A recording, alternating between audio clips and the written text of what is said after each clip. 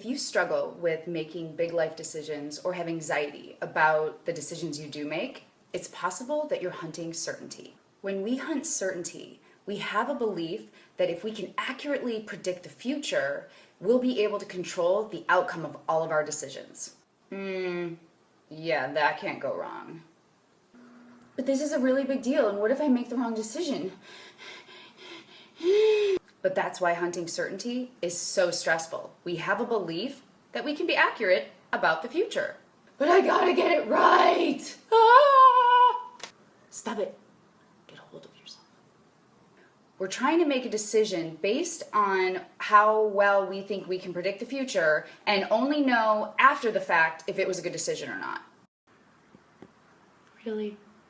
That's what certainty means. It means if I feel certain about this decision, it's definitely going to go the way I think it is. And then there's this part of us that's pretty smart that knows there's no way we can predict that this is going to work out. So now what do? Oh, the inner fragmentation. This is when we have two competing beliefs. We believe that we need to know for certain that it's the right decision, and we also believe that there's no way we can know for sure. Well, that's confusing. Okay, so what do? We need to make a decision, we're trying to get it right, we're trying to be responsible, and we're stuck. Seeking clarity instead of certainty is so much more effective. You don't have to predict the future. All you have to do is get clear about what your needs and desires are in this moment. For example, let's say I'm desiring to be more creative and to be more expressive. What I need to be clear on is just wanting to be more creative and expressive. That's it. Then I can look at the opportunities and potentials that are already in my life for me to be able to possibly have that. And if I'm venturing out beyond what is already in my life, I have a clearer idea of the potential I'm looking for. I'm not focusing on the future or the outcome, however. I'm looking for potential to experience those emotions.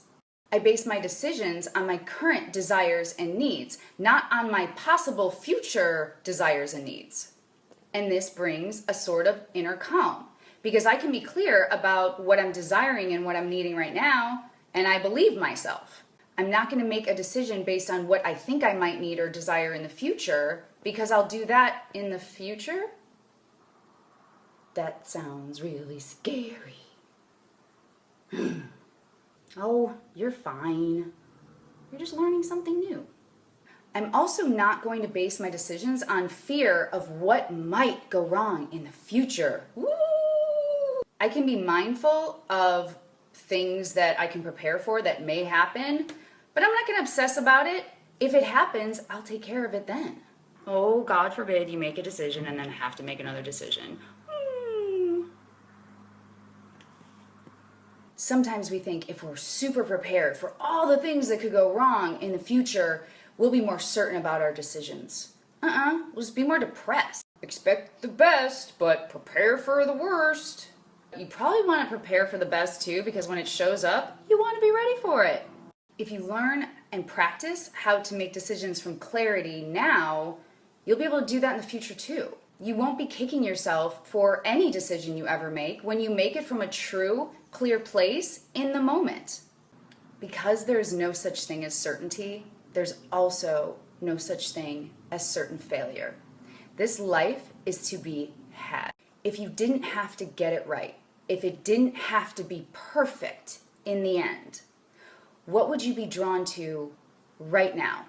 If there's an inner contingency, such as, well, if the outcome of that isn't what I want it to be, then I actually don't want that experience. That contingency lets you know that right now you might be wanting to choose that thing because of an outcome, not the actual experience of it. Which is great to know, because that helps you get clear about what experience you really want regardless of an outcome. I mean, look, I love the idea of finding a treasure, but if I went out on a boat forever and didn't find a treasure, I would not be happy. But let's say my need was for adventure and exploration, and I loved being on the water. Whether I found a treasure or not wouldn't matter. I would want the experience. So does that make sense? You're choosing into an experience that has the potential that you want, not the outcome. Once the outcome is not the goal, you don't need certainty. It was never there, but you still don't need it. You just choose into experiences that hold the potential for what you want, and then you get to just keep choosing into more experiences. Choosing from this perspective is very freeing and way more accurate, and that is emotionally smart.